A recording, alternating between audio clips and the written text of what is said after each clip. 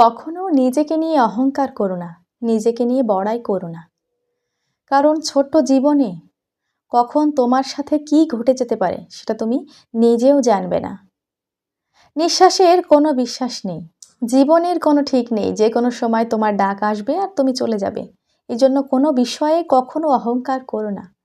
একজন অহংকারী মানুষকে কেউ পছন্দ করে না, কেউ ভালোবাসে না।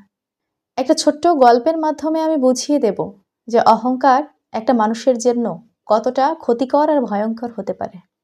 একদা এক জঙ্গলে বাস করত সিংহ, বাঘ, হরিণ। অ্যাজ ইউজুয়াল জঙ্গলে যেরকম পশু পাখি বাস করে, কিন্তু হঠাৎ করে সেখানে অন্য একটা জঙ্গল থেকে চলে আসলো খুব বড় একটা দানব কাক।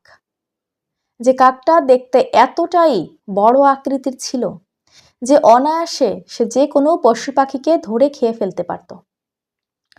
এই এত বড় দানব কাকটা দেখতেও খুব ভয়ানক ছিল। সে সব সময় নিজের এই বড় আকৃতির জন্য নিজেকে নিয়ে অহংকার করত, নিজে সব সময় বড়াই করত, সবার থেকে আলাদা থাকত, সবাইকে ছোট মনে করত, সবাইকে নিজের আহার হিসেবে তৈরি করত। যখন সেই দানব কাকটি হাসি খুশি ভরা সেই জঙ্গলে এসে উপস্থিত হলো, ঠিক তখন থেকে শুরু হলো ওই জঙ্গলে কান্নার রোল।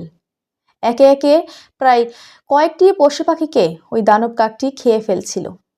ঠিক তখনই জঙ্গলের সবাই মিলে একটা সিদ্ধান্ত নিল যে এভাবে তো একটা দানব কাককে ছেড়ে দেওয়া যায় না, কারণ সে তো যে কাউকেই খেয়ে ফেলছে। দানব কাকটি খুবই চালাক ছিল। সে বলল, আমি এই জঙ্গলের যে সমস্ত বড় বড় পশু পাখি আছে তাদেরকে আগে খেয়ে ফেলবো, কারণ তারা যদি জীবিত থাকে তাহলে ছোট পশু পাখিকে তারা খেয়ে ফেলবে। এই জন্য বড় পশু পাখিগুলোকে আমি আগে খেয়ে ফেলবো। সে সর্বপ্রথম ডাইনোসরকে খেয়ে নিল।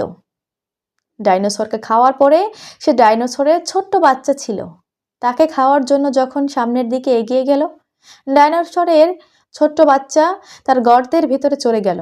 কিন্তু দানব কাকটি আকৃতিতে এতটাই বড় ছিল যে তার এই ছোট্ট গর্তে আর ঢুকতে পারল না। ডাইনোসরও কিন্তু আকৃতিতে ছোট নয়, তারপরেও কাকটা এতটাই বড় আকৃতির ছিল যে ডাইনোসরের ওই গর্তের ভিতরে সে ঢুকতে পারল না। সে তখন ওখান থেকে চলে গেল আর ভাবলো এবার সিংহের পালা, সিংহকে আমি খেয়ে নেব।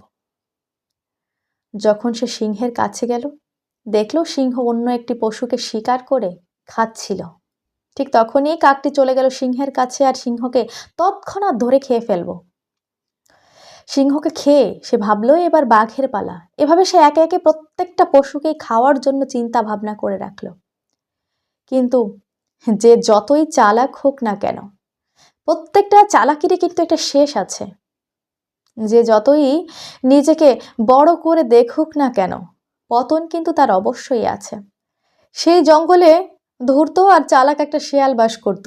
আর শেয়ালটা তখন বলল, এই দানব কাকটাকে একটা শিক্ষা দিতে হবে, না হলে আমাদের জঙ্গলের সমস্ত পশু পাখিকে সে খেয়ে ফেলবে।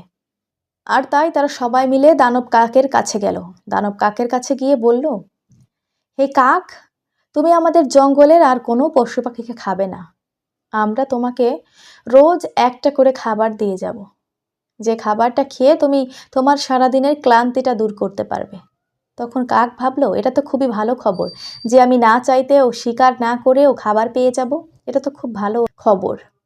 আর তখনই সে তাদের কথায় রাজি হয়ে গেল। যখনই সে রাজি হয়ে গেল, তখন একটা মৃত হরিণের বাচ্চাকে সেই সমস্ত পশু পাখিরা দিয়ে গেল দানব কাকের কাছে খাবার হিসেবে।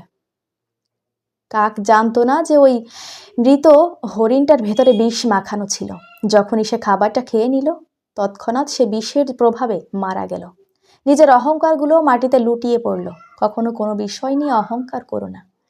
একজন অহংকারী মানুষও একসময় পতন হয়ে যায়। এই জন্য তুমি যত বড়ই হও না কেন, জীবনে যতই উন্নতিই করো না কেন, কখনো অহংকার করো না। অহংকার পতনের মূল।